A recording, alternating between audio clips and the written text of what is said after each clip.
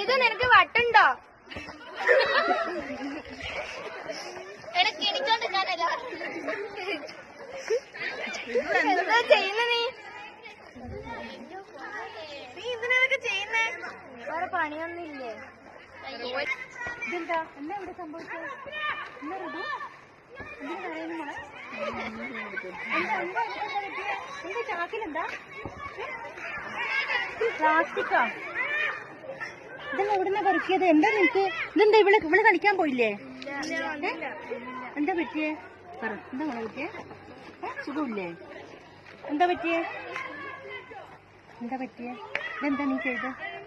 എന്താ പ്രശ്നം? ടീച്ചർ, എന്റെ അനിയത്തിക്ക് ഡെങ്കി പനിയായിരുന്നു. ഇവിടെയൊക്കെ പ്ലാസ്റ്റിക് ഒക്കെ അല്ലേ, ഡെങ്കി എല്ലാവർക്കും വരില്ലേ?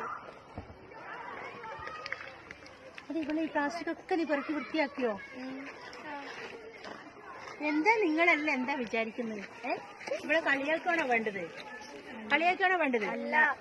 അല്ല. എന്താ കുട്ടി ചെയ്തത്? ഋതു ചെയ്തത് വളരെ നല്ലൊരു കാര്യല്ലേ? എന്താ ചെയ്തത്? നമ്മുടെ ഗ്രൗണ്ടൊക്കെ വൃത്തിയാക്കി. ഇന്നലൊക്കെ ഞാൻ വിചാരിച്ചിരുന്നു അവിടെയൊക്കെ പ്ലാസ്റ്റിക്കും ഇതൊക്കെ കുട്ടികളോട് പറഞ്ഞ് വൃത്തിയാക്കണം. ഇതൊക്കെ ചെയ്തല്ലേ? നല്ല കാര്യമില്ലേ? നല്ലൊരു ക്ലാപ്പ് കൊടുക്കും.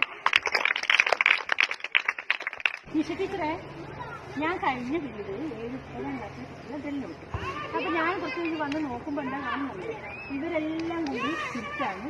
നമ്മളെ ഋതു ഇങ്ങനെ നിന്നിട്ട് ചാക്കും എല്ലാം കൊടുക്കും. ആ ചാക്കിൽ നിറയെ ഇട്ട് വെച്ചിട്ടുണ്ട്. പ്ലാസ്റ്റിക് ഒക്കെ ക്ലീനാക്കിയിട്ടല്ലത്.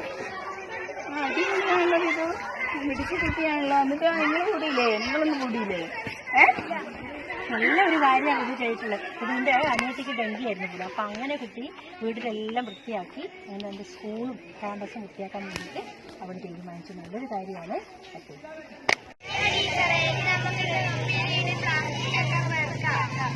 ശരി, ഓക്കെ, നല്ല തീരുമാനമാണ്. നല്ല തീരുമാനം. അപ്പൊ നമുക്ക് അങ്ങനെ ചെയ്യാം അല്ലേ?